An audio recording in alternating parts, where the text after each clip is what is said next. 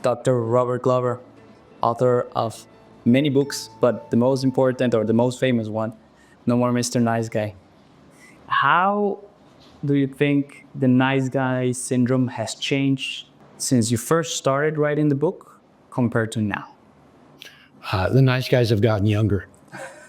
That's the biggest change. When I started working on myself and other nice guys, I was in my 30s. I'm 70 now, so it's been a few years. And a lot of the men I was working with were my age, and so they're now in their 50s, 60s, and 70s. And the biggest difference I saw is that the cultural aspects of the men I started working with, a real core piece was around their father.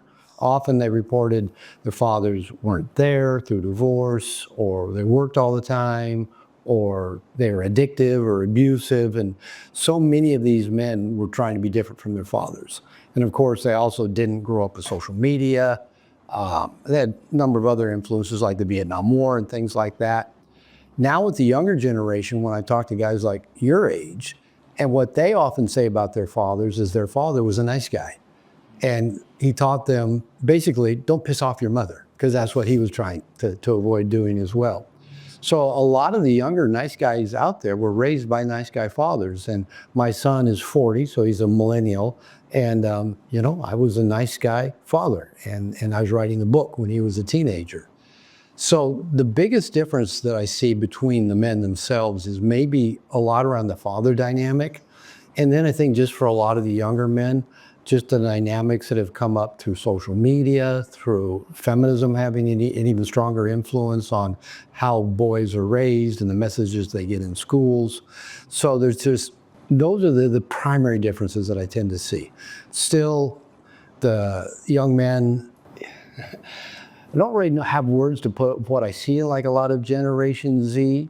There's on one hand, there's a real maturity for a lot of the younger men. They're risk takers. They go do ayahuasca. They, launch their own businesses. They're digital nomads. But there's also a certain immaturity about them, where it seems like even though while they may want a woman in their life, they tend to want the most beautiful woman they can get because they've been raised on social media and porn. And a lot of them put off really getting into true, committed, long-term relationships and are putting off marriage. And I assume many of them will never have kids. So there's just some of the puzzle pieces that I see between the 2 to 3 generations of nice guys. Yeah, and as you just said, right? First, we had a lot of people getting married, having kids, and then they have to deal with the nice guy dynamic versus now, I'm 28, almost 29. I was about to propose to someone, but I'm no longer in a relationship. I am doing the digital nomad. I have my business, but I also feel that I have not a rush to get into a committed relationship, nor even have kids yet. I have shifted a little bit more towards that, but it's not something that I immediately want to do. And I understand that. I think for one thing, it's probably more challenging for men to find an appropriate woman, because a lot of times the women are out there, they got their own career, they got their own interests. And if they do want to get married, it's later. If they do want to have kids, it's later. Meta even pays women to freeze their eggs so they can keep working through their prime childbearing years. So Meta can take full of, and they're not the only company that does that. And what's interesting about the context, and again, I can understand, it's probably more challenging for men to get a woman who really wants to get all the way in the relationship. Women seem to want to be a lot more in control of the relationship these days. I find they're a lot less available than probably what women were when I was younger and creating relationships. And the paradox of this is that I'm not saying all men should go out, get married, have kids, but I know, speaking for myself personally, being married and dealing with that process, and I've been married 3 times, so it's not like I've always done it really well, but it's grown me more than anything else I've ever done. And having kids has matured me. Children will mature you like nothing else. So if I can say I have a fear, the fear I have is that for so many younger men, they may never grow up. Because if you can just travel the world, be a digital nomad, don't have to get too far in a relationship, don't have to work out those logistics, don't raise kids, never have to really focus on anything but you, I think many young men are being robbed of the most powerful opportunities for personal growth and maturity. Yeah, and as you said, true growth or that type of growth only happens when you're with a partner and only happens when you're with a kid. And there are many other ways to grow. I mean, launching a business is going to grow you. Traveling to places you've never been is going to grow you. And I love those. I love all those things. It's not like I'm saying, well, this is good, that's bad. It's just that pattern I see of younger men avoiding, I guess, maybe the kind of commitments that force you to grow. And we talked about social media and the standards, right? The unrealistic standards that start to happen. What's your take around that? And even now with the rise of AI and having AI girlfriends, what's your take on that? And how can men approach this in a mature way? Here, it's a good question, a really good question. And you know, you know me for a little bit, and you've worked with me around social media. I've never loved social media. I remember going back 20 probably plus years ago where I had clients that, Robert, you need to get on Facebook. I go, I don't want to be on Facebook. I have no interest in being on. I'll set you up an account on Facebook. My first Facebook account was set up by somebody else for me. And, you know, I've been in and out of being on Facebook, never really done much on Instagram other than professional. I like watching YouTube videos if I want information on something. I'm not just one to just sit and just, you know, browse and scroll. And so I've never really liked social media. And the more I see it, you know, I just see it, I see it's done irreparable damage to our culture in many ways. And they're often well-documented ways as well. But where I see it with the young men is, again, I think social media by nature is feminizing. The masculine is about doing, the feminine is about connecting and being done to. And we all have masculine and feminine sides. So the masculine's out penetrating, the feminine is being penetrated. The masculine is internally validated through masterful action. You know, you spent a bunch of time setting up my camera, your camera, lights. You rearranged my whole office in a very masterful way. And you sat down for, this is my first 3-camera interview. You felt good about yourself, right? I didn't have to comment. I didn't have to give you applause. No touchdown dances, no, you know. You just felt good because you took what was at hand and you made something of it. That was internally validating. The feminine in us, and you and me, women, my dog, the feminine in us is externally validated through attention, praise, and desire. Okay? So, you know, if somebody likes you and says nice things about you, that feels good. Your feminine wants to soak that up. And again, that's all good.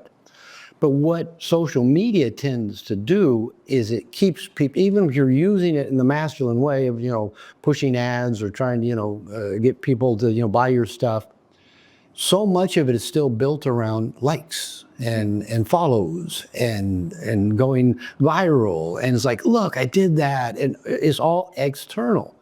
And so much about it, if you're just using it, social media for social media, just the scrolling of it like this, you're on Instagram doing that, or you're doing the swipe right apps on Tinder or Hinge or whatever. There's no doing in that. There's no masterful action in that. You're having everything pushed to you. So what I see in what I'll just call the social media age is that there's push and pull, right? And masculine, you get out and doing. Feminine and social media, everything's pushed to you. Information is pushed to you. The algorithms decide what you're going to see.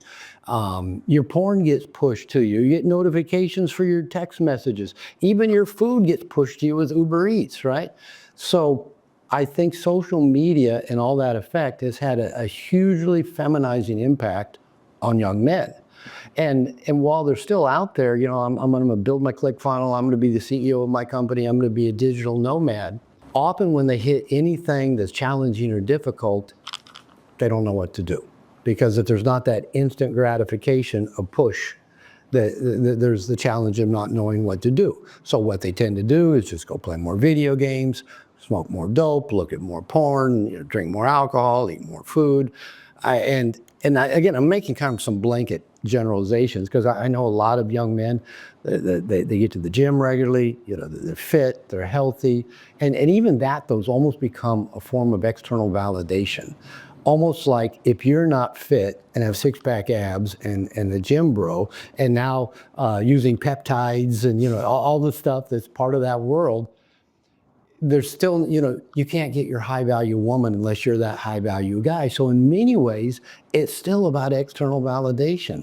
Am I getting approved of because I'm fit and healthy and high value man?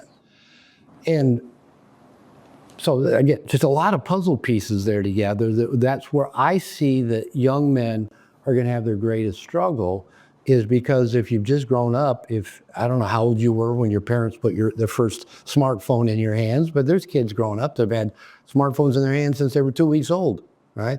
I've got a 3-month-old grandson, and I think they're already entertaining him with a smartphone. So the challenge then is, how do we become masterful in our masculine? How do we penetrate the world and women in masterful ways that are internally validating? So we don't need likes, we don't need to go viral, we don't need all this external approval and validation, and we just do what needs to be done because it feels right to do it that way. And again, I'll keep going back to you setting up. I shot a little video of your setup before we started. It's masterful.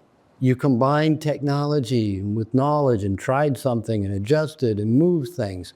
It was masterful. And I think we men in general are the happiest when we are performing in those masterful ways. Doesn't matter if anybody even notices, cheers us on, likes it, approves of it, follows. We know it. We know we did something of value. And to the person that has never considered themselves masterful or doesn't understand this concept about mastery, how can they get started? How can someone get started in a journey to mastery? Okay. My simple, quick, easy answer is connect with men, connect with other masterful men.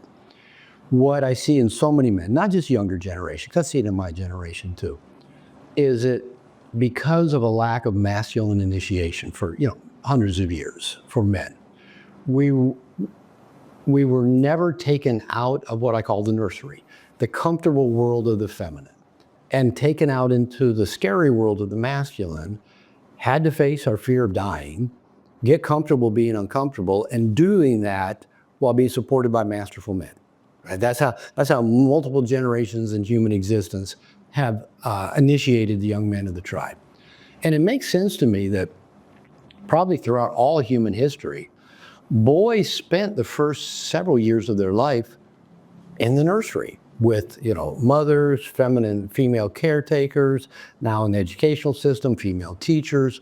So I think it's actually pretty normal that we as babies, young boys, young men, lived in a feminine world and sought feminine approval. Because if you think about it, if you're a 6-week-old baby, my 3-month-old grandson, if you're a 3-year-old, if you're a 6-year-old in school, you better have the approval of the women in your life, or you're not going to survive. You're not going to get your needs met. You're not going to get, fed or changed or bathed or burped or get your needs taken care of. Even to get from 2nd to 3rd grade, if you have a female teacher, you not only have to learn your reading, writing, and arithmetic, but how to please a woman. So I think that's actually normal. I think it's probably always been that way. But in history, around adolescence, maybe 8, 9, 10, 11, 12 years old, again, the masterful men took the boys of the tribe. Robert Bly talks about this beautifully in Iron John. Takes the boys out to go put them in some dangerous situation. The women are crying and screaming and kicking and yelling, and then they turn to each other, how'd I do? Was I convincing? The women knew that was an important part of the developmental process for the boys to be taken by the men. And what happens once a boy is initiated into the scary world of the masculine? Now he has the skills for survival, for hunting, for going to war, for getting things done, whatever those get it done skills are. Once a young man is initiated into the world of the masculine, in a sense, he no longer needs feminine approval. He now has what the feminine wants and needs. He can provide, he can protect, he's masterful, he's strong, he's powerful, he can lead, he can set the tone. And the feminine is highly attracted to that. It makes the feminine feel safe and secure. Even if a woman is a CEO of her own company or, makes $400,000 a year at Meta or whatever, she's still drawn to that kind of mastery, because even as these women are putting off getting married or having kids, and even as they're making, $400,000 a year, what they say they want in a partner is a man that actually matches them, that creates that similar kind of income, that has that similar kind of accomplishment. So even when women rise up in their masculine skills, they still want a man that matches or is higher than them. Scott Galloway recently wrote a book for men, and I've seen him on a few interviews, and he calls the men that the women are looking for Porsche polygamists. They're the guys that have money, they're accomplished, they're successful, and they're what the women want. But because they've accomplished and successful, they don't have to pick some 40-year-old woman who's wanting to have kids. They can have the pick of whatever they want. So once a man has accomplished, developed a sense of mastery in the world, and done that through connection with other men and other masterful men, he doesn't have to chase women. He doesn't have to go get feminine approval. He doesn't have to be a nice guy and try to get the girls to like him. He has what the women want, and the women will come to him. So what I see, my generation, millennial generation, Gen Z, is just generations of men that have not had that masculine initiation. So what tends to happen, I see it in my generation, I see it in your generation, when men don't feel competent and masterful, they tend to do one of two things. They tend to isolate, and maybe isolate, again, with just technology, surfing the internet, social media, pornography, whatever, often using some sort of drugs in there as well. So they either isolate or they go out and chase feminine approval. They try to do whatever it takes to get women to like them.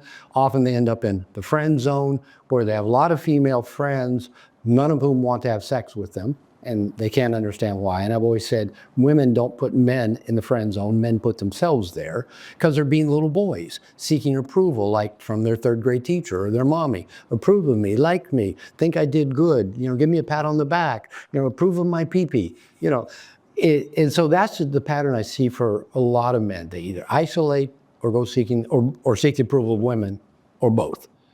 And what I found, what changed my life, what I've seen change the lives of so many men, is getting into men's groups, men's programs, getting coached. When I'd been at my best in life, or as I often say it, when I've gotten laid the most in life, I've had a trainer, I've had a coach, I've had a men's group. I've been just engaged with men. And I'm in a few men's groups myself right now. I'm in one now for entrepreneurs and digital nomads that like to travel the world. And it raises me up, because these guys know stuff that I don't know. I don't know a lot of the stuff, the business terms and the marketing things they use, and the algorithms and it's good for me, because it keeps introducing me to new things and challenging me at 70 to keep getting out of my comfort zone and wanting to keep growing. So I found that if you surround yourself with people that are succeeding, achieving, or at least moving in the direction of where you want to go, and you invest yourself in those people, get connected, get close, get real, get vulnerable, ask questions, offer your services, it helps raise you up and initiate you more into that masterful world of the masculine as well. And I love what you just said, because it reminds me of my father right now. He's 60. He just turned 60 last year in September, and he started reading. And he's super excited, because he said he's read more at his 60 than in the past 20, 30 years, because he started reading 10 pages a day. And you said an important thing of mastery is not reaching a place, but also surrounding yourself with other men who are going towards something. Right.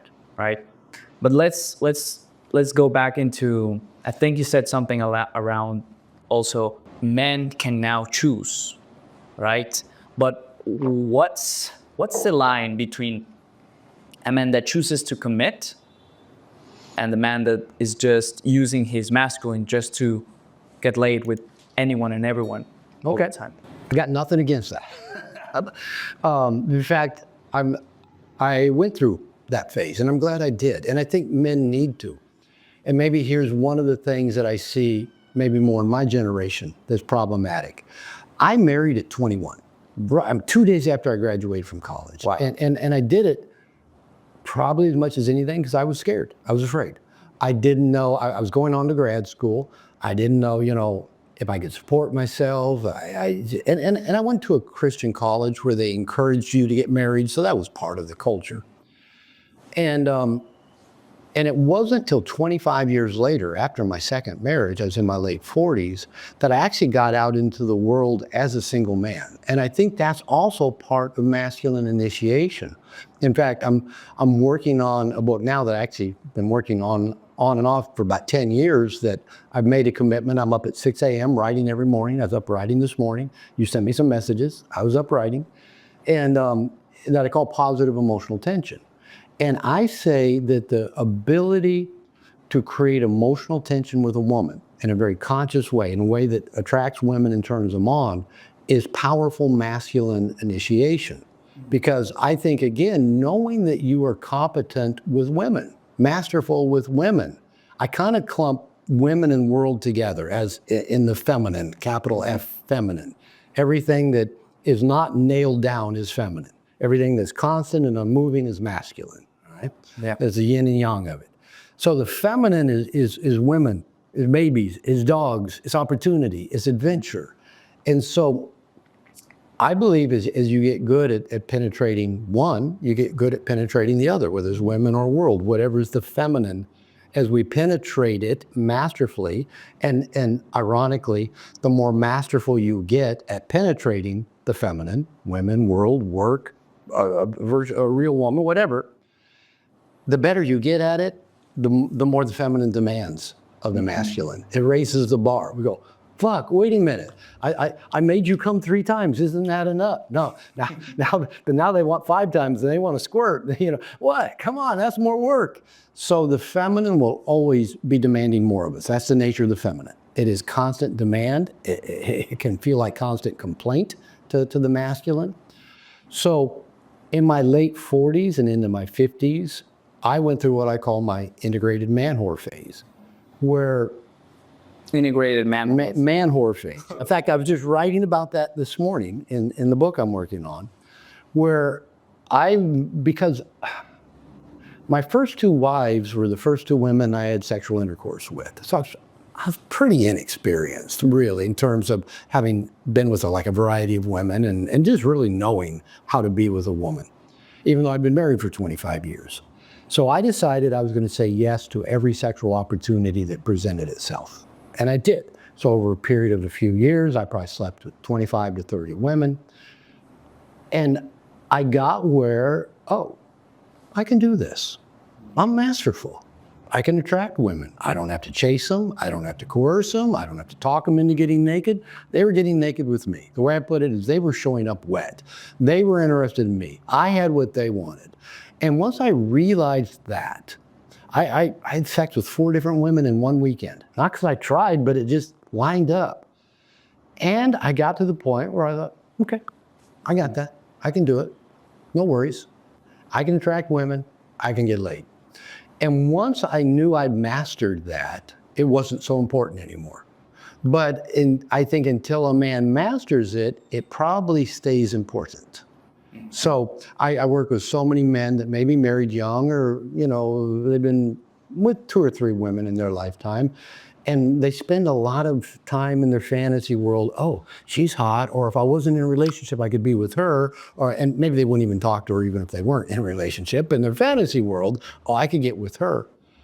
I think a man probably needs to go through an integrated man-whore phase, not where you're just using women, where women know, okay, you're not committed to them, you're not exclusive to them, you're with other people. I mean, you don't have to broadcast it, but there shouldn't be any false assumptions or unrealistic expectations.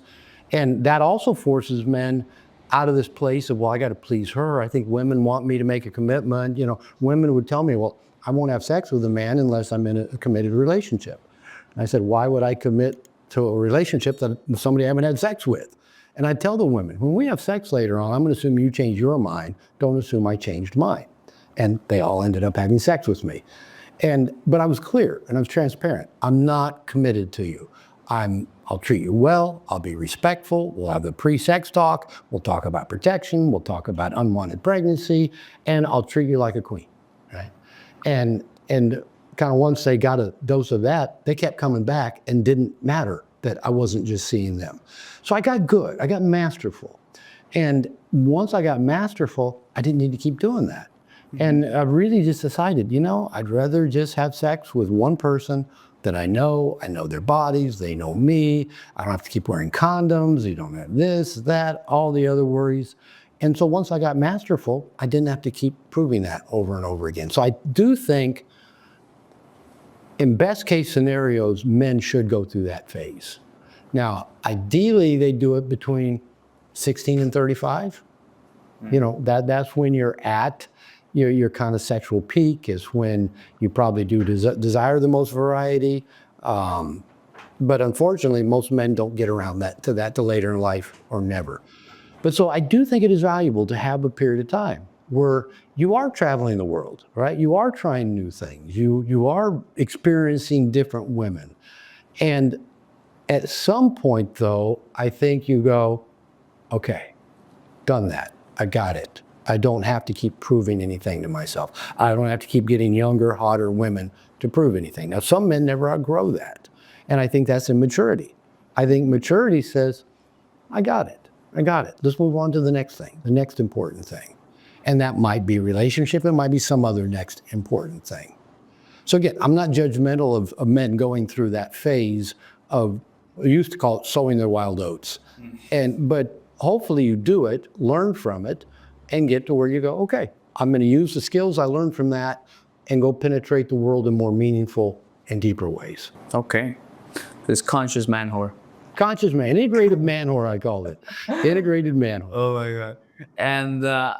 And now to the imagination, right? Because I was reading your book the other day, and I remember that you also said, going back to the nice guy syndrome, a way to heal it, right? It's to learn how to please yourself without imagination. Without imagination? Yeah, without imagining you're with a woman. Like learning how to please yourself without being with women. Why is that important? Well, I don't know so much that we need to exclude women from the formula, but I had a call with my membership program today, and a guy came on and asked a question right at the end of the call. So I got all of about 30 seconds to answer him.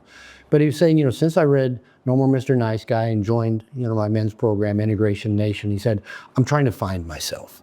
And he goes, I don't even know where to start with that. I said, welcome to the club. Yeah, that's where we're at some point, we're all in that place of how do I find me? And I gave him a brief example that when I started working on my nice guy issues and started working with other nice guys. So I was still kind of pretty early in my own development and early in working with other nice guys.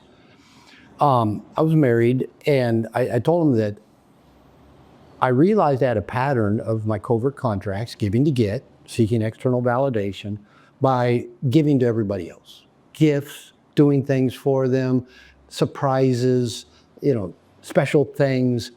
And during that time, I was in therapy. My wife was in therapy as well. And she called me out on that. And, you know, I'd given her something, and I expected more appreciation for this surprise I'd given her. And she said, well, did you do that for me, or did you do it for you? I go, well, I did get a lot of mileage out of that, of finding the perfect gift to give you, and I thought you'd be surprised, and blah, blah, blah. And so I went on a 1-year giving moratorium where I did not give anything to anybody except my children, right? No gifts, no surprises, even no Mother's Day cards, birthday cards. And my wife knew and understood. And every time I had the impulse to give to somebody or surprise somebody or try to get that external validation, I had to stop and do something for me, give something to me. Now, so that was the beginning of a process that I think has a few layers to it, where one of them is just recognizing we have these covert contracts. We're giving to get. Our identity comes through how other people see us or value us. And we think we have to keep giving to them to get something back. So I think part of the process is just recognizing that. I think a next step is we begin to give to ourselves. We start to make ourselves a priority. And I'm still working on how to do that. And I've been doing it for 30 years. I've gotten a lot better at it. You know, I buy myself an espresso machine that you got to have one of my really coffees. good coffee. Really good coffee, yeah. And yeah, it made me feel really good that you liked it. Do you like my coffee? So I got that from me. Yeah, it was a birthday present to myself. So I've been doing things for me for a long time. You know, earlier you said, you know, should you bring over some food and beer? And I said, no. I said, I count macros. So, so I got my own food. And you asked me how long I've been counting macros. About 1.5 years. I do that for me, right? Counting macros is a way that I take good care of my body, that I stay healthy as I age. So that's for me. I go to the gym. I do that for me. I don't do that to impress anybody. My wife's a gym rat. You met my wife. I mean, she's solid. She's been going to the gym since she was 15, and she's almost 50. So she's just, you know, solid. And so does she like it that I go to the gym? Yeah, she likes it, but I don't do it to impress her. I do it for me. So I've been working at taking good care of me and nurturing me, making me a priority, which is really frightening to most nice guys. When I say you need to make you a priority, they get that deer in the headlight looks. Oh no, that'll make me selfish. And I used to say, when I look up selfish in the dictionary, I want to see your picture. Right? Healthy self-interest is essential. Okay. Then I think another layer is surrounding ourselves with people and practices and professionals to help us get our needs met, to fill our bucket. We can't do it all by ourselves. We really do need a team. So I do an exercise in my workshops that I call CRR, Cooperative Reciprocal Relationships. And that is, we draw a little picture of a stick picture of us with an empty bucket. How do we fill our bucket with these CRRs, cooperative reciprocal relationships? Now, these can be friends, they can be associates, where, you know, we spend time with them, we talk on the phone, we get on a Zoom call, we go to a ball game together. Everybody's benefiting. There's this reciprocal. Everybody's getting value out of it. So this can be friends and family and associates. It can also be professionals. When I hired you to work for me, we had a cooperative reciprocal relationship. I paid you money, you helped my social media. That was a CRR. It benefited both, it filled both of our buckets up in various ways. So whether I'm going to my dentist, or I had a phone call with one of my coaches yesterday. I've got another coach, my fitness and nutrition coach. I talk to her regularly. Whether I've got a trainer, a men's program, I've got these resources that also help fill my bucket. And I have what I call practices that help fill my bucket. When I get up in the morning, before I start writing, I read some meditation type stuff in a little book I read every morning. I'll just watch the sun come up. I'll just kind of meditate a little bit. Then I'll write for 1.5 hours. My wife gets home taking her daughter to school. We take the dog for a walk, which fills my bucket. Get back, my wife and I'll have some coffee and breakfast. Then if I don't have an early meeting, we go to the gym together. All of those practices fill my bucket up. Talking to my friends during the day, you know, whether meditation or going to the gym or reading, all of those fill my bucket up. So that has to be a conscious process, whether it's me doing things specifically for me and or surrounding myself with people, resources that do things for me as they receive from me in return as well. That is how we have a full bucket. And one of the things I've often said is that the feminine is attracted to that overflow. I said something to Chris Williamson on his Modern Wisdom podcast a couple years ago, and I said that the feminine is highly attracted to a man who's comfortable in his own skin, knows where he's going, and looks like he's having a good time getting there. And every time I say that to female dating coaches, they all go, that.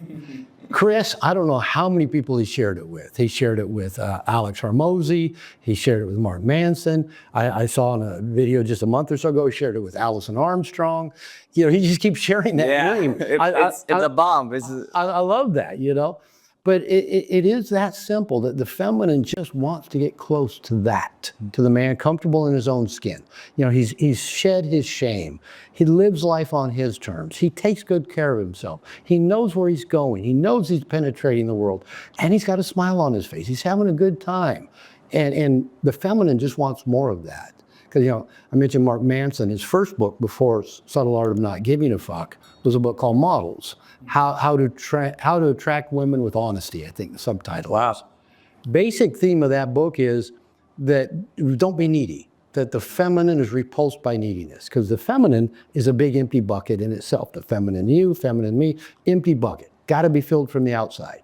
So if we as men go pursuing women, chasing the feminine from that empty, needy, let me give to you kind of place, feminine's going like that. And we think, well, feminine's just not attracted to me. No, the feminine is just repulsed by neediness. It's attracted to fullness.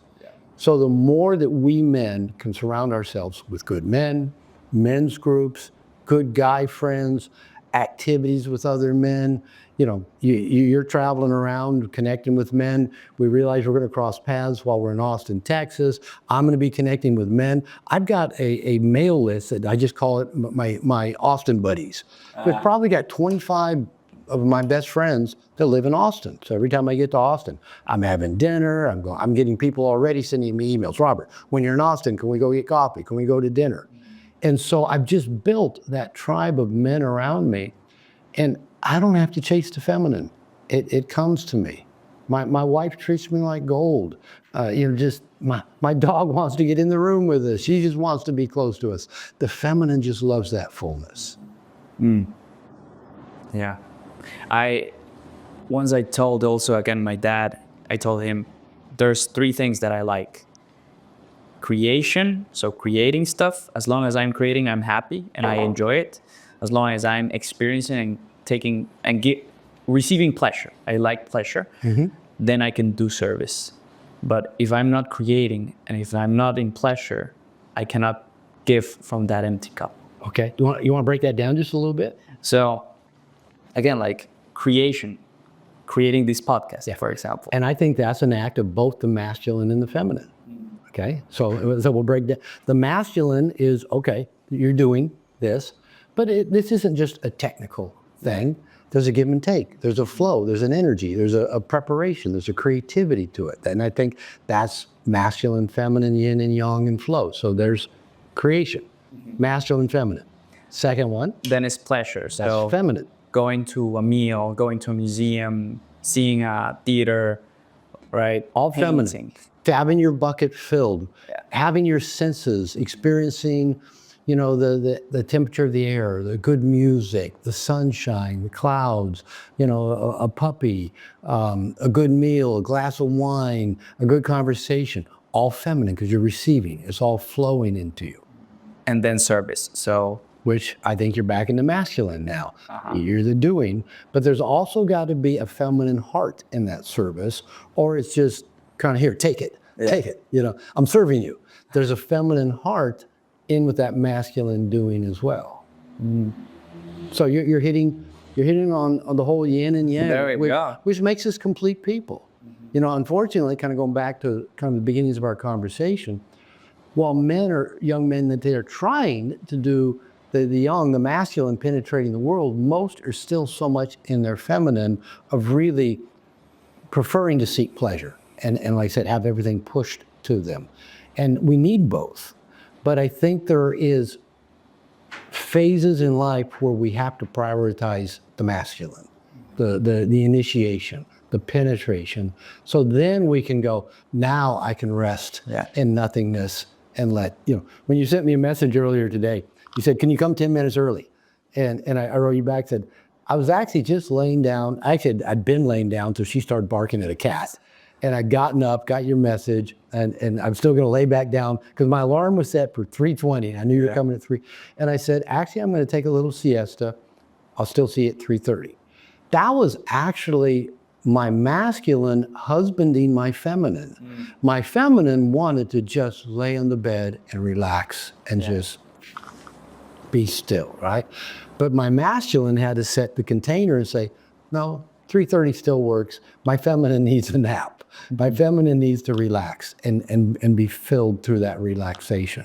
So again, we need both, but I think we've got to sharpen that masculine. And I got that term, our masculine husbanding our feminine, from John Wineland, who you know as well. And he's been my coach for years. And I really like that model. But you've got to have a strong masculine in order to lead and husband our own feminine. Otherwise, the feminine is going to be driving the bus of our life, just wanting more pleasure, more sensation, more experience, more this, more. Feminine always wants more.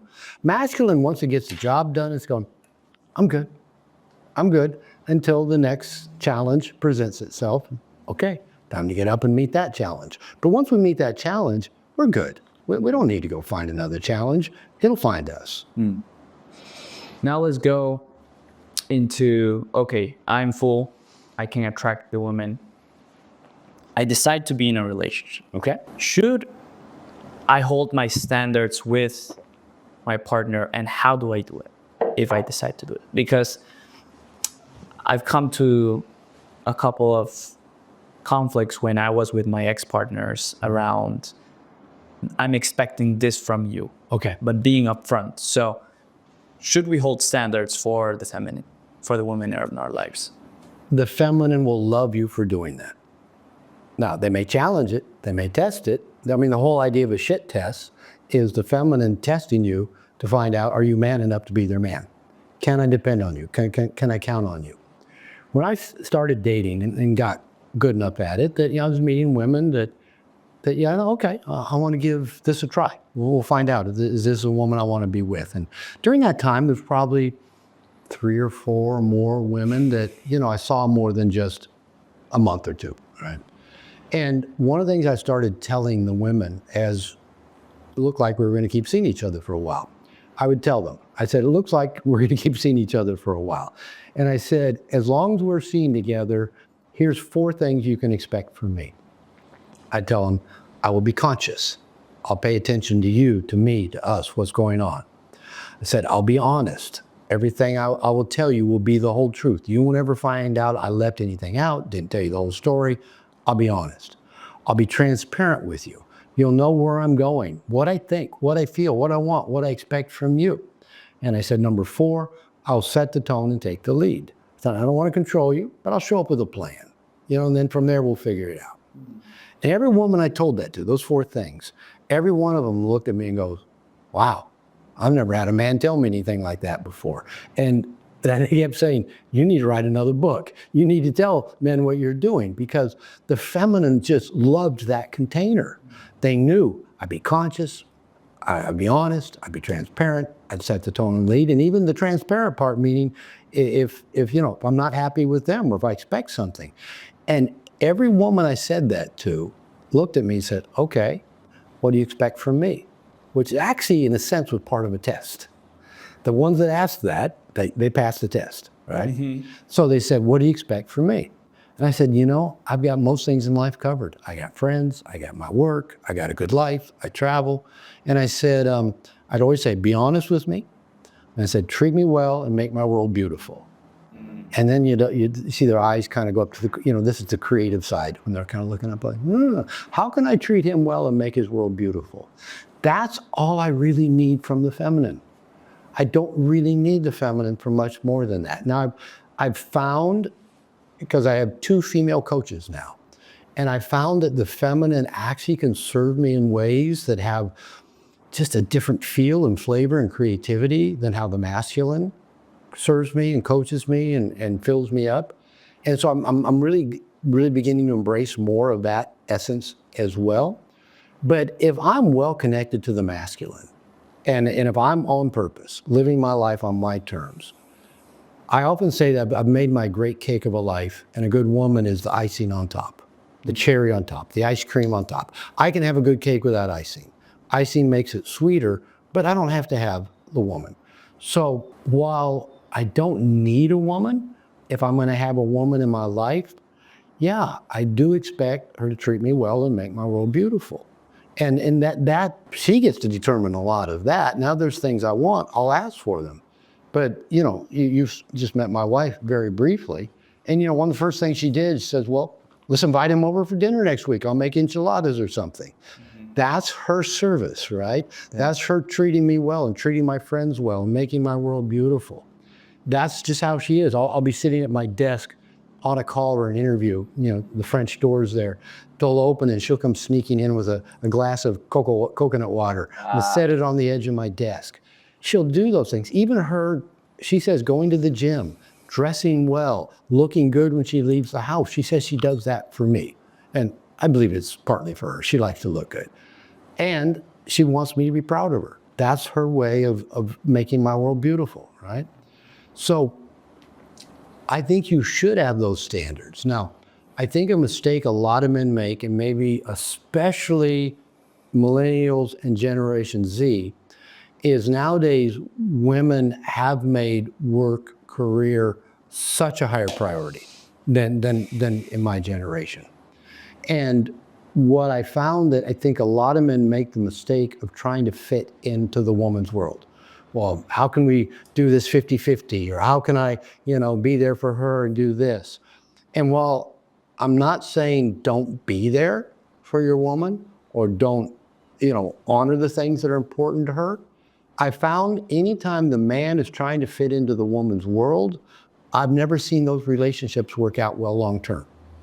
And because what I found is the woman typically just gets bored with that man and just kind of starts walking on him. And just, she just keeps making her wants and needs a priority. And, she just keeps finding more and more things to complain about from the man. And I found when the man, going back to that meme I told Chris Williamson, he's comfortable in his own skin, knows where he's going, having a good time, the woman wants to come be a part of that. Now, she can still have her career, she can still have her priorities, she can still have that. But I think if the man diverts towards her priorities, it's not going to blossom. And I know people will probably call me out for saying something like that. I remember hearing David Data say years ago that if a woman's looking for a relationship, she needs to ask herself, where do I want to go? Where do I want to be? And then the way he put it is find a man whose train is going in that direction. Okay? Now, again, there's people who'll probably find that misogynistic. I don't think it is, because it's kind of like dance. When I learned a salsa dance, there's something in salsa called back leading, where the woman tries to help you lead the moves. Yeah. They especially do it in classes when they've been taught the move along with you. So they're helping you. It doesn't help, right? The male lead has to lead. He has to have good frame. He has to communicate well through his hands and his motions where we're going. And the woman will enjoy the dance the most if she just follows. If she opens, submits, surrenders to the lead. Otherwise, dancing is no fun for anybody. And I found when I was, once I got decent at salsa and actually could feel the beat, I'm a white guy, so it took a while, feel the beat, and I got good at leading. Sometimes I'd be with women and they'd want to kind of help me lead, or they'd want to do it on their own beat. And oftentimes I would just pull the woman in closer. I'd say, let me lead. And all of them almost, it's funny how many of them, they do the same thing. They'd all shake their arms out and go like this. I know, I have a hard time letting go of control. And I understand that. If the feminine has not had masterful masculine leadership, beginning with daddy, if a woman's not had that, she's got to take control. She's got to take the lead of her life. She's a security-seeking creature. She has to have the bucket filled. She's got to do that. And so dance is such a beautiful metaphor of when the man leads and sets the tone. And I used to have a Chinese salsa teacher in Seattle, Jim Chow, and he would interrupt every class and holler at the men. Because, salsa is really on the man. If the man can't lead, my wife, she was talking to you, she goes away for 4 or 5 events a year, salsa conferences. Wow. And she'll send me videos of her dancing, and she'll dance with masters, right? Men who are and she just dances beautifully. She's always nervous and anxious, but she dances beautifully because the man leads masterfully, right? And so when the man can lead masterfully, the woman gets to just surrender into that and experience that feminine bliss of being well led. If the man doesn't lead, and I've often said that a woman can't follow where a man doesn't lead, And that doesn't mean be in control, doesn't mean do it your way, but it just means saying, here's where I'm going. Do you want to come with me? I told my wife the other day, we were in Playa del Carmen, Mexico. I said, I've decided, I just turned 70, and I decided, because I was challenged in my men's program to pick something big this year, a Masogi challenge. And I said, I'm gonna do a bodybuilding competition. Wow. And it's called, the one I'm gonna do is called male physique. It's not about getting big and bulked up. It's just, having a decent body, having presence. And she goes, wow. I said, do you want to do it with me? And she said, I don't know. I did these when I was younger. It's a lot of work, a lot of expensive supplements, this and that. And I go, I know. We haven't really talked about it since. But I'm going to do it, all right? And she can either follow me or not, all right? And so I'm not going to force it on her. And the event that I'm looking at in Muscle Beach in Venice, California, the event I'm thinking about going to in September has a couples competition. Interesting. I may invite her. Let's go do the couples. So I'm leading, but I'm not controlling. And I'm not saying do it my way, or I'm not saying do it my way or the highway. And my wife and I have very different lives. I'm still very much into my work. I travel for my work. This last year, I went to, several places in the US. I went to Japan. I went to Copenhagen. I went to Australia. I've been all over the world in the last year. That's my passion. That's my joy. I go do that. She was telling you, she's very social. She's out many nights a week. On weekends, at least once or twice, she's out till 2 or 3 in the morning. Social, dancing. She's just going to these social events. She has her world that fills her cup. I have my world that fills my cup, and we also have overlap. Like I said, going to the gym together, taking the dog for a walk, cooking together, traveling together. We have those things that we enjoy in common. But I set the tone of where I want to go. She can come join me or not, and she can go do the things that bless her life as well. And together, we both have our cups overflowing. But if I wasn't leading and going in the direction I wanted to go with my life, and you've met my wife, she's strong. She's powerful. She can kick my ass. She can out squat me and out deadlift me, right? And she grew up in poverty, 8 out of 10 kids in Guadalajara, Mexico. She learned to fight from a young age. Wow. She's done Muay Thai, kickboxing. She could kick my ass, but she loves my leadership. It's strong, it's clear, it's subtle, it's gentle, it's powerful. And she loves that. She loves submitting into that. But if I don't lead, she has nothing to follow. Yeah, it's a virtuous cycle in a way. She will follow and she will submit if you are worthy of following. Exactly. And you become a good leader. And there's no demand for submission. And I know that's an evil word nowadays, but submission is a voluntary thing. It's an opening. It's a surrendering. When I was dying of a tumor blocking my small intestine 8 years ago, I surrendered. I submitted. And when I did, things got easier. I surrendered into death. And luckily, a doctor found it and solved that problem. I've been fine ever since. But there's something in that surrender that just opens us. And the feminine desires to be deeply opened. And as long as the feminine is in control, it can't be opened. It can't, as David Data would say, it can't be fucked to God. And that's the deepest bliss of the feminine, to be deeply penetrated by the masterful masculine. But if the feminine is in control, if it's backleading, it never experiences the joy of being well spun. And women love to be spun. You watch 2 women dancing with each other. They're actually kind of, be tussling with each other. Who's going to spin who? I want to be spun. I want to be spun. And you can't be spun until you let go and have a masterful spinner to spin you.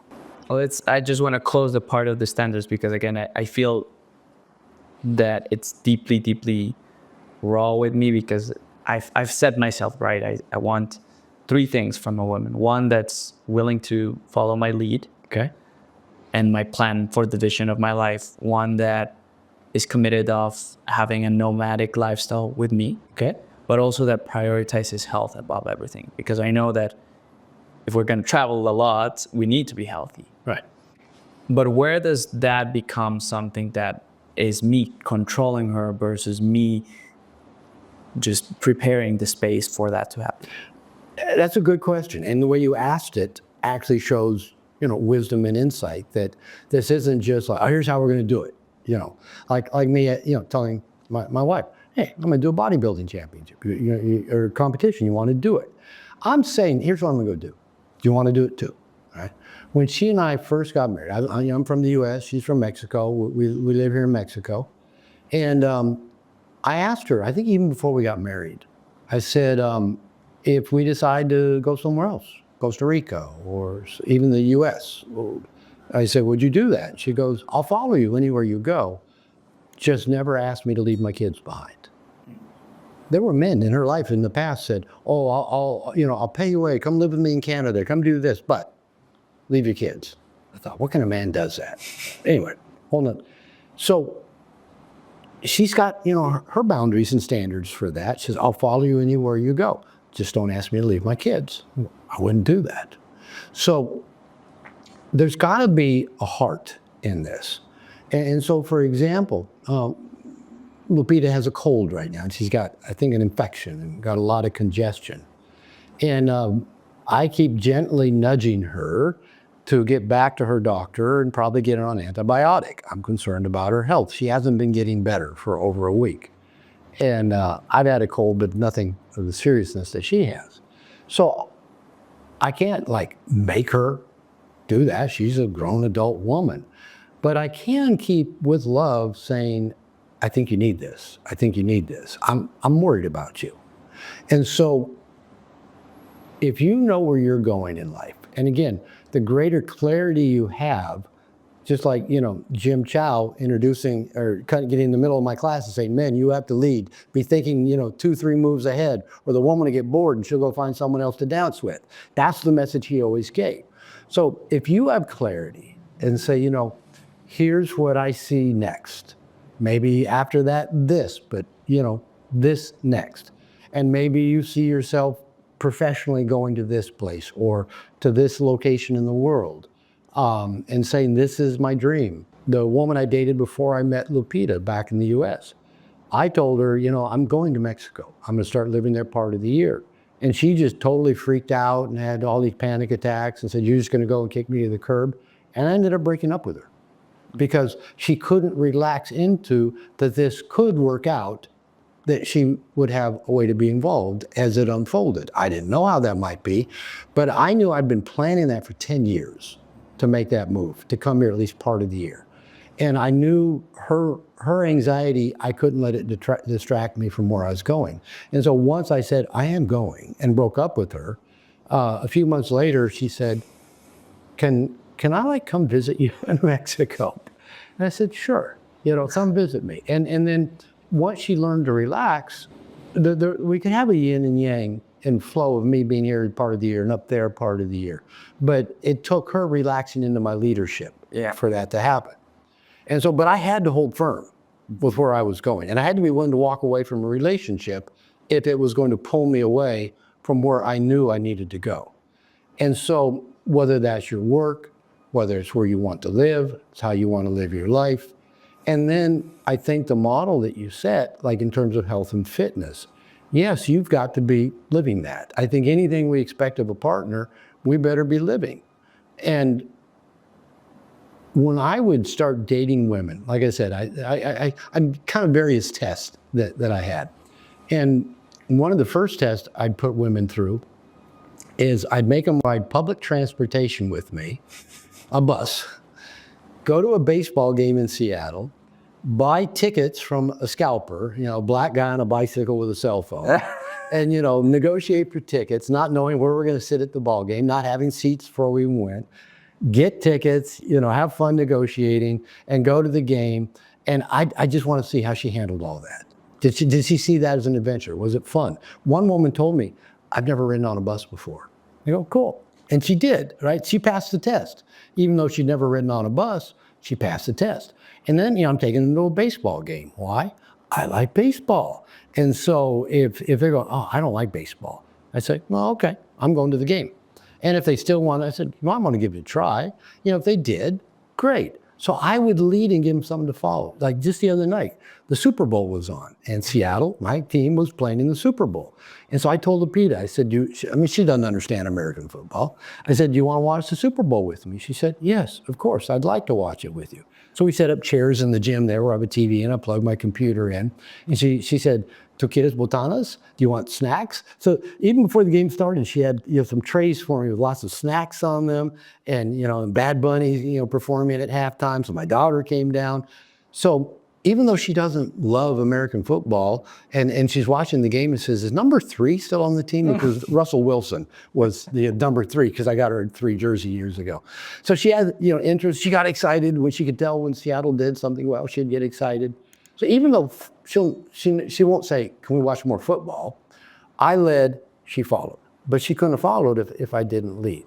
Okay, another test I'd put women through when we're dating is early on, I'd take them camping because I like to camp. So again, I'm bringing them into my world. Yeah. How do they fit into my great world? And so I remember taking Lupita camping. And again, she grew up poor Mexican in Guadalajara. And so we're out camping in a tent, out in the woods, up in the mountains of central Washington. And there's a bathroom, but it's not fancy, no showers. You gotta, go carry a bucket to get water. And so, after a day or two camping in the tent, sleeping on the ground, "So how do you like camping?" She goes, "Oh, this is fun. This is like growing up poor Mexican.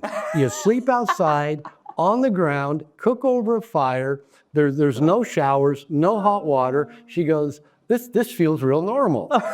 So she passed the test. She loves to go camping. Now, I've since bought an RV, so it's a little bit nicer. There's a bathroom inside. But I had to see, would she fit into my world, right? Now, her world, like I said, is dance, it's salsa, it's going out. I'm more of an introvert. She's an extrovert. I'd rather be in bed by 9:30. She's up till 2 in the morning. She can be social all night. She can drink all night long. I drink one and I'm good, right? We're very different, right? So she still has her world, but I don't try to go fit into that world. I don't go to her dance events with her. She's got that. That's hers. But I have my world, and I invite her, and she often likes to come in it. So bring the woman into your world. Bring her around your friends. Bring her around your family. Bring her around people you know, and see, does she fit in? Does she get along with them? Do they like her? And that's how you find out, is she a good fit? And if the people you know start saying, "She's a good one, don't mess this one up," then you're on the right track. You say the people from your world start saying. Yeah.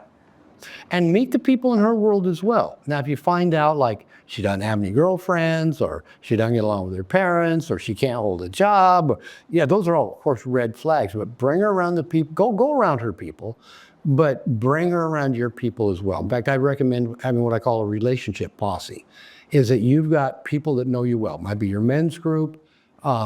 It might include a woman or two that know you well and have known your past struggles in a relationship. Probably not your mother or could be your sister, maybe, I don't know, but not mom. And bring her around them and start checking in with them about her. If you find yourself like too head over heels too fast, well, they need to kind of slow you down a little bit. If they meet her and they say, she's not very outgoing, or she doesn't seem to really respect you, or bring her around those people, because if the people in your life don't connect well with her, and if she doesn't connect well with them, you're going to have problems. I meet so many nice guys. They say, "My wife doesn't like my family." They say they're mean to her. She doesn't get along with anybody. Blah blah blah. Well, what kind of life is that when your woman doesn't get along with your family or your friends? So create these tests to find out how well she fits into your world. And again, explore her world as well. I mean, I dated one woman who liked to play tennis. And my only experience with tennis is when I was in 9th grade, I had a crush on Linda Larson. And I was on the baseball team and she was on the tennis team. And so if I want to get with her, I probably should learn to play tennis. And I sucked at it. I spent all my time chasing the ball around. And she liked me even without me playing tennis, so it was okay. So when I met this woman, I was in my 50s, she said, "Do you want to play tennis with me?" And I told her the story of Linda Larson, and I said, "No, I don't want to play tennis. That's your world." And it's funny, when we broke up a few months later, and she's a really good woman, it's just there wasn't quite enough chemistry to make it work. Later, after we broke up, we stayed friends. And she said, "I'm glad you told me you didn't want to come play tennis because I got to be my world. I knew I could go do that and then come join you in your world. So she actually appreciated that I didn't try to fit into her world. So let's talk about you. since you keep teeing it up, based on your recent experience, apparently, that you're clear about what you want. You want a woman that could have more of an entrepreneur spirit, has an adventurous spirit, that wants to travel, who's a gym bro, or at least into some sort of health, maybe yoga or, eating well, whatever. So what went wrong in the last relationship that ended to it not working? And not so much what went wrong that finally broke it up, but what did you start noticing or not notice early on that you either thought would change, would get better, or you didn't lead? What were the early signs that she might not turn out to be the woman that would be a good match for you? So for starters, right, I think it was a selection thing as well, because part of like a prerequisite now for me is I have to be really, really attractive. Okay. So I found her attractive, but once I finally met her, I didn't find her as attractive as. Did you meet her online first off? Yeah, it was in social media. Okay. And then I met her in person, and Okay. like I didn't find her body attractive. Like her face was cute, but I didn't find her body attractive. Okay. So that was a first selection part. But then I discovered that again, when it comes to exercise, she was not active Okay. compared to what I was doing, because I go to the gym 3 times a week. I could go 5. I do jujitsu, so I'm pretty active versus this other person not being pretty active. So that was the first one. And then during the whole relationship, I told her about this, about wanting to travel and do this, but she manages restaurants back in my country. So she's like the CEO of 2 restaurants. She can't be digital. Four restaurants now, because she opened different businesses. So while she was saying that she wanted to eventually exit and travel and hire a CEO or hire someone to take over this, she was actually building more stuff that would tie her up. Right. And I was about literally to propose. Like, this was actually going to be my wedding ring, but it's now something else. Something else. Yeah. So why were you going to propose to a woman who wasn't available to travel with you and didn't take good care of her body? Because what she was saying was, as soon as we get married, I will follow you. So she was telling all the things about the moment that we really commit, I will leave my space to follow you. And what I heard at one point, what really like threw me off was, when we start traveling, we will have to come back because I still have to work on the business. Okay. And I was like, So it couldn't be you could go for 6 months or a year, 3 months. 3 years somewhere else. She said, exactly. It was like every 3 months we will probably have to come back. And I was like, And that didn't work with your vision. no. Okay. And then all the other things actually like just came to the forefront. And I said, I know that either way, whether it's with her or with any other woman, I will have challenges in the relationship. I will have to, but why should I rather not be with someone that I really, really feel attracted to, that I really align with those 2 things? So that's why I decided to say, hey, I'm not actually choosing you 100%. And this doesn't align with me at 100%. So I applaud you, because there's kind of an age-old saying that whenever you settle, you end up with what you settled for. Right? And then you go, how did I end up here? I've done that. Believe me, I've done it. When I got out of my second marriage, I'd been married for 25 years to 2 women who, in hindsight, I should not have dated either one more than 3 dates for various reasons. Not bad people, but just not good matches for me. And it was obvious early. And I ignored those obvious signs. So when I got out of my second marriage in my 40s, I realized I had to become a better picker, had to make better choices early on, and I had to be a better ender. And what I realized, that being a good ender covers a multitude of sins of being a bad picker. Because if you think about it, dating is a series of bad picks, right? You know, when guys say, oh, I've been on all these one and done coffee dates, and I go, good. It should work that way. You shouldn't meet, you know, the mother of your children, the first woman you date. It doesn't work that way, but we men expect it to, especially if we're attracted to her, or especially if she likes us, isn't too bad looking, and wants to have sex with us. For a lot of guys, that's all the requirement we need, right? It was for me early on. But I realized if I became a better ender, it would cover that multitude of sins of bad picks. I mean, every woman you go out with, again, you're testing. The first date is she just a cool chick? Am I attracted to her? Do I like being with her, right? And then if she passes those tests, you go on a second date. And then you start exploring her nature. And I always say the first 3 years of dating, and I think it takes 3 years to really know the depth of somebody. Wow. Every woman I've ever been with, at least 3 years, at about the 3-year mark, including my wife, exactly about the 5-year mark of us being together, they've all done something or told me something that I didn't see coming, right? And does that mean they're hiding stuff? Maybe. But also, when Lupita told me some things 5 years into our marriage after an ayahuasca ceremony, told me some pretty deep stuff. I go, why didn't you tell me this stuff before? She goes, I thought you'd leave me. And I go, actually, I love you more. I have higher respect for you. If you tell me more of your life, I know you better. I know the depths of who you are. So, you know, what I tell men is, let's say the first 3 years of dating, your main job is to keep asking the question, what is her nature? What does this tell me about her nature? Right? She says she'll travel with you, but she keeps working and building up. What does that tell you about her nature? And how does that fit into your great life? She says she wants to be healthy, but she doesn't go to the gym regularly. What does that tell you about her nature? And how, just like me taking them camping, what does it tell me about their nature? And how does that, if they go, I don't like camping, I don't ever want to do this again, I'm not going to keep dating them. They might be an amazing, beautiful, fantastic person, maybe the amazing mother of my children. But if they don't like to go camping, that doesn't fit into my world, because I love to go camping. I've already planned camping trips for this coming summer. I love camping. So they may be a great woman, but you've got to keep asking, what is their nature and how does this fit into my great life? Not how do I fit into their life, or how can I fix this, or can I live with this, or can I put up with this, or can I get past this, or can I change her? All the wrong questions, right? Even asking, why does she do this? Is still the wrong question. She does that, you go, what does this tell me about her nature? Okay?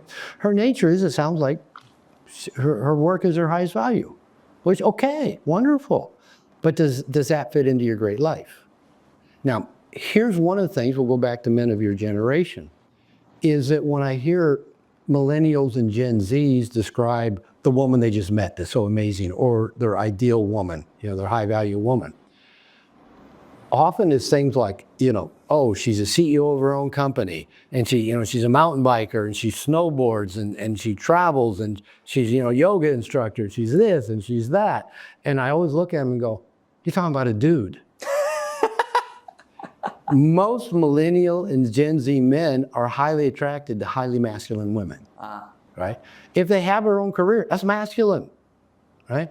If they're, you know, mountain bikers and, you know, rock climbers and, you know, and snowboarders, great, but it's all masculine, right? And, you know, if she gets to the gym regularly and does yoga class or teaches yoga, that's all masculine, it's all doing, right? And I think that probably a lot of that is because most millennial Gen Z men have such a strong feminine side. And so we're drawn and attracted to that masculine. And maybe a lot of us had masculine mothers. My mother was masculine. Lupita's got a really strong masculine side. And I mean, when she took the car to get the tire changed today. When shit needs done, she gets it done. And it lets me focus on my work and things like that. She goes to the gym regularly, masculine, right? But she's also highly feminine. She loves to be beautiful, loves to dress up, loves me to fuck her well, loves my praise, loves my rubbing her butt. She loves all that receptive feminine part. So she's got a really well-balanced yin and yang. I'm more feminine than masculine. Now, I don't want to go hang out in a feminine world and gossip and listen to women talk all the time. I'd rather be on my own getting shit done, right? Yeah. So I got a pretty strong masculine that way. So one of the things to keep observing in yourself is while you do have a masterful masculine, you also have a pretty strong feminine side. I mean, just your energy has a feminine side to it, which is great.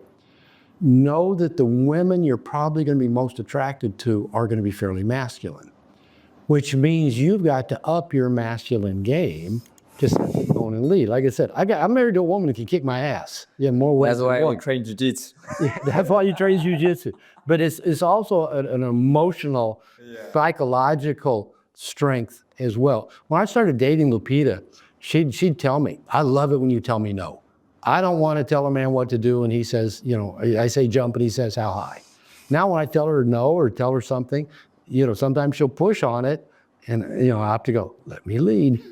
And because she does like it when I'm strong. But I also know where she is strong or wiser or more intelligent than me, I let her take care of it. We were in Playa del Carmen, Mexico last week, and we're walking on Quinta Avenida, Fifth Avenue, and she was wanting to buy some stuff, some trinkets and stuff. And whenever we'd come up to a little shop, she'd go, keep walking. And I knew what she meant. She didn't want the gringo there and get the gringo price. You know, she was going to get the Mexican price. And so her car, she bought that car. She went to the dealer, negotiated it, the Jeep out there. She went to Guadalajara, took her brother who lived in Guadalajara, negotiated it, drove it back from Guadalajara. I never saw the vehicle before it ended up my driveway. There are things that I let her do and that she's good at. And she feels masterful for getting to do that. Then she wants to be praised and loved on and told what a good job she did, right? So there's a consciousness there that you're going to be attracted to strong women. If you want a woman that goes to the gym regularly and is like an entrepreneur, masculine. Okay, great. So for example, a woman taught me this several years ago. I'd actually gone to visit a woman I met online in Germany. I actually met her in Seattle and she lived in Germany. So she was about to move back to Seattle and said, you want to come visit me in Germany? I said, okay. And we went and did a little trip to London. And she stopped me because we went around, we were going to Harrods and, you know, other tourist places. And she goes, Robert, she said, are you going to open the door for me? I was like, uh-oh, I'm in trouble. And she goes, no, she goes, I just need to know. Sometimes you open the door, sometimes you don't. I just need to know. Should I wait till you open the door? I go, yes, I'll open the door. Since that day, and that's probably 15 plus years ago, every woman in my life I've trained, you know, tap on the leg, wait, I'll open the door.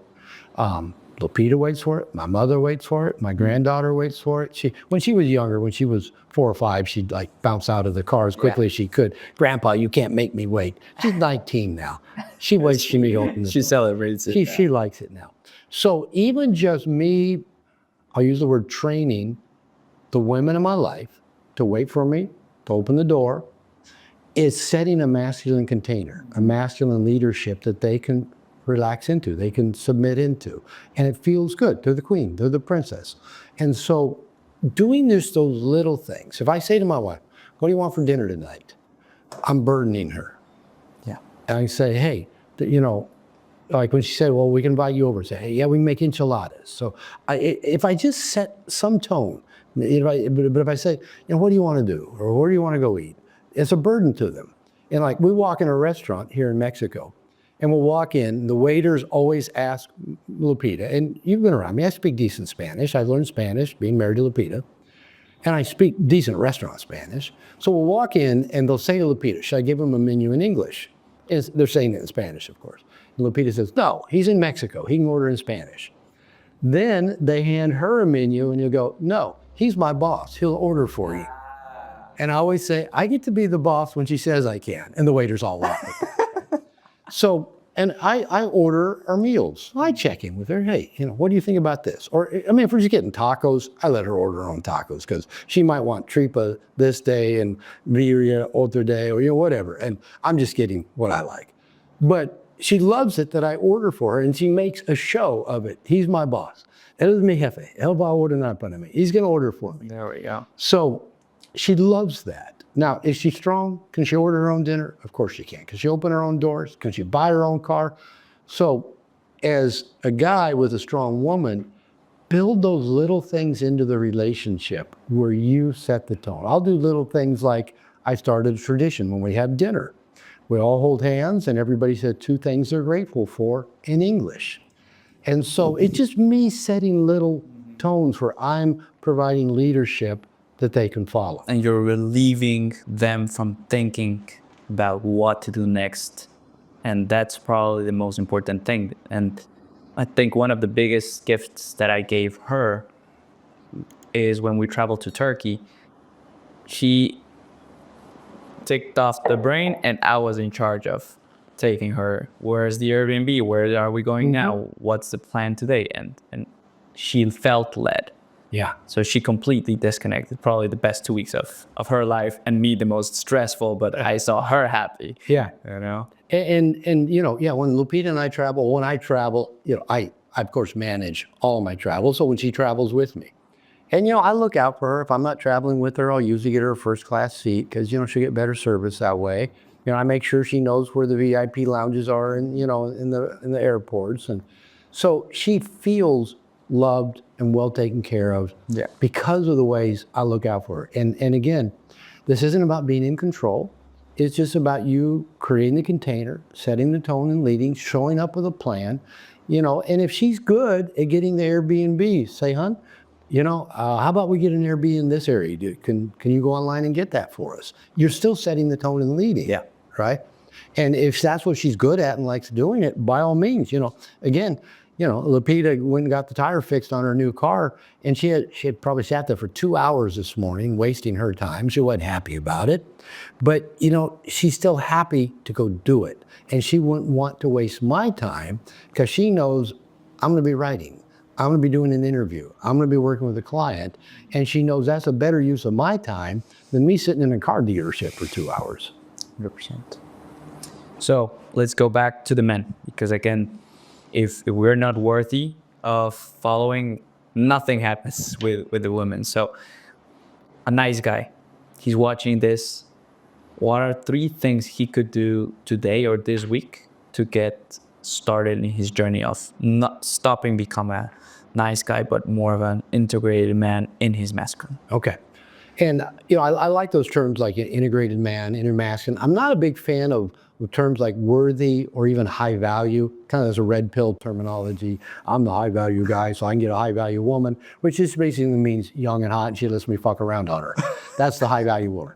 And she doesn't have sex with anybody else, and doesn't have a high body count. She hasn't had sex with many other people. So, but yeah, I like, you know, in No More Mr. Nice Guy, I talk about being an integrated man. And the very first thing I say in the book, and I've been preaching for years, don't try to do this alone. Go get a good coach, go get a men's group. I started in a 12-step group. Go get around other people that are already on the journey you want to be on, who already know some of the way. They've got directions for it, and they can see where you're at, and they can start helping you level up. Don't try to figure this out alone. We live in an information-oriented world. I mean, you create information, I create information.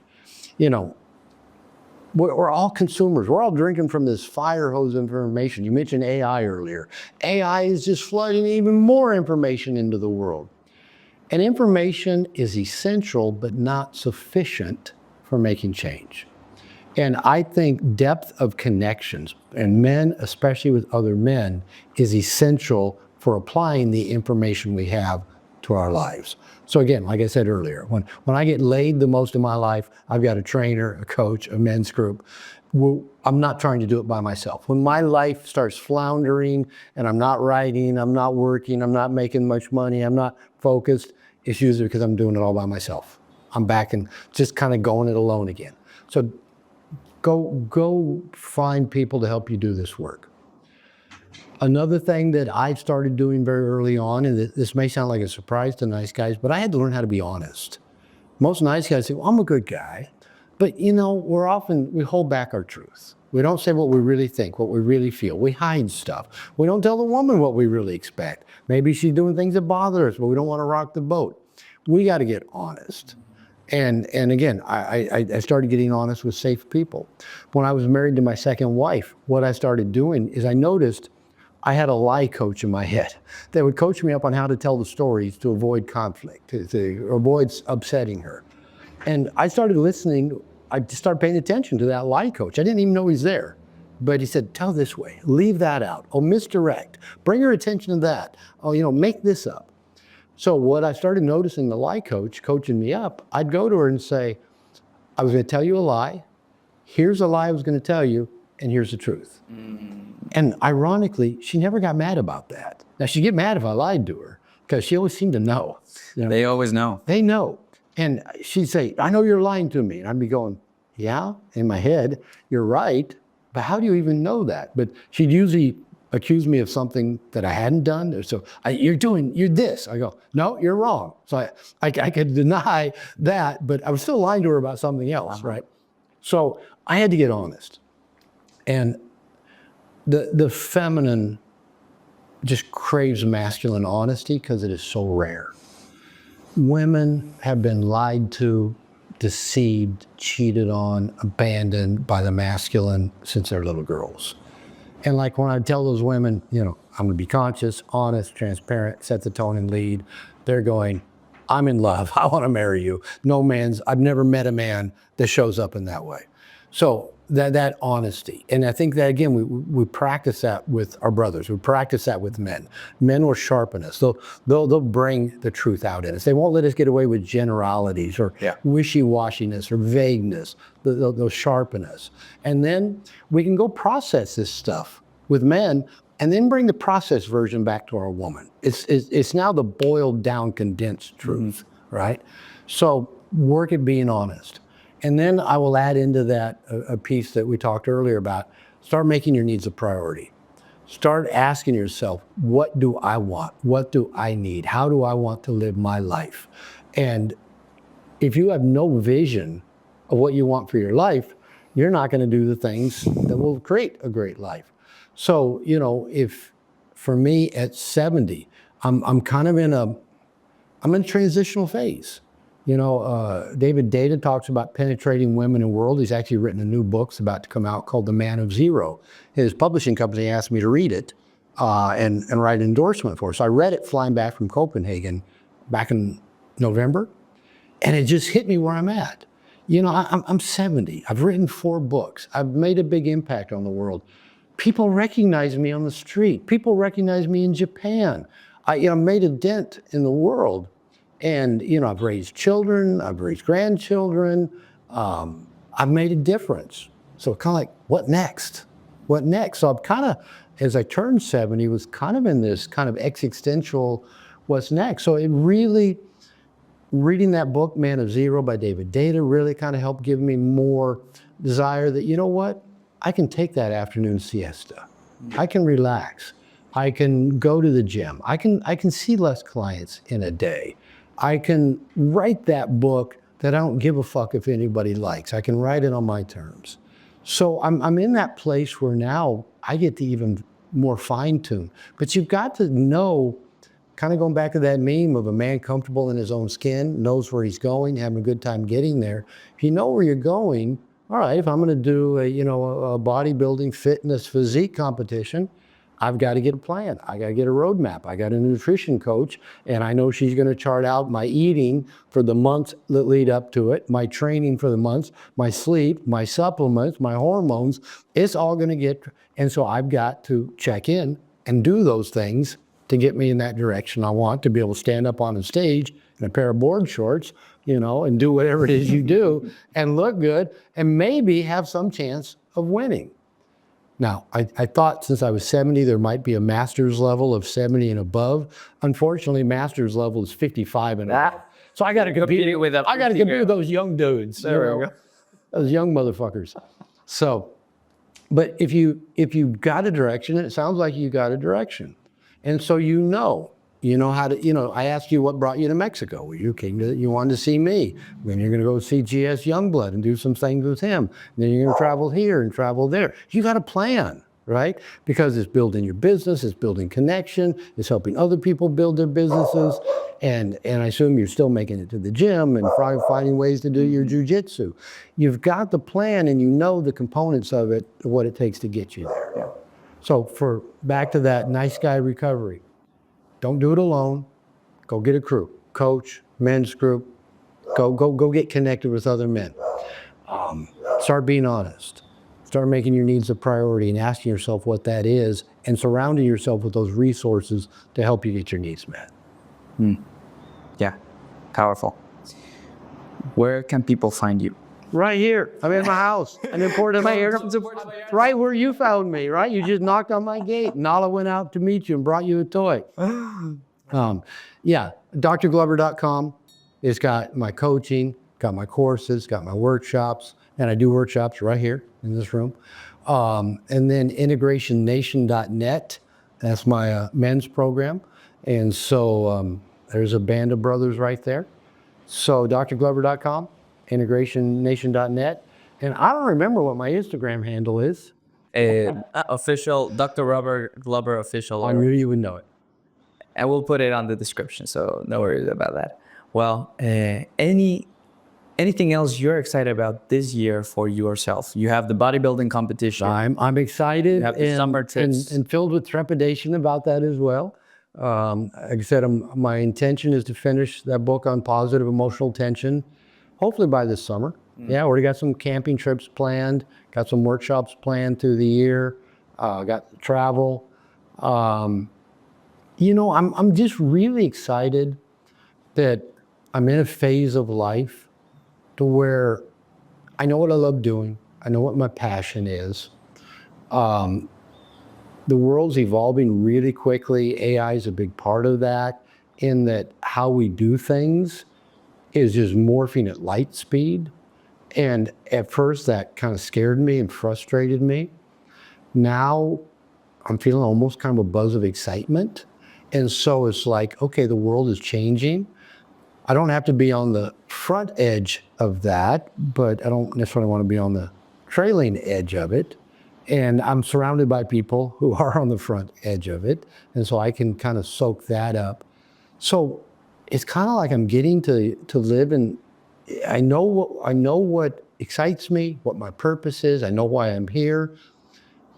While I'm in a world that's changing radically, dramatically, and I don't know what that's going to look like in a year, 5 years. And I'm in a place where I can relax and enjoy what I've created and really embrace and enjoy that. So I'm in a really cool place in life that I'm, like every phase of life, I'm still figuring out what that looks like and how I do it. But it's exciting to know I'm in a transitional phase, and there's interesting things on the other side of it. Because I even look back, you know, when I turned 40, 30 years ago, my kids were still young and growing up. In the last 30 years, I became single, had my man whore phase, learned to live alone, built businesses, wrote books, fucked a lot of great women, got married again. You learned Spanish, moved to Mexico, all of that in the last 30 years. And I'm planning on living another 30 years. So I'm thinking, what might the next 30 years hold, just looking back at what the last 30 years have been like? And I don't know, but it's going to be interesting. The only thing that I can tell you from my grandfather, who's 88. And my mother's 90, so I've got good genes. Every single day is the best day of his life, and it just becomes better. I try to live that way as well, because I always tell men, if today isn't the best day of your life, when's it going to be? When's it going to be? You better be living it today, or when. So yeah, I'm really trying to live that mantra of today's the best day of my life. So when somebody wants to interrupt my 20-minute nap, I tell them, no, wait. Because my best day of my life involves me relaxing 10 more minutes. There we go. You're a freaking legend, Robert. Thank you so much for what you're doing, and hope to keep learning how to choose myself, how to be a better man, and support other men as you've been doing. You're welcome, and thank you for what you're doing in the world, helping men and men's coaches and men's programs get in front of the eyes of men that need it. And thank you for coming to my house. and rearranging my office. And, There we go. And doing a really masterful job of it. Appreciate you. Till next time. Whoa. Boom.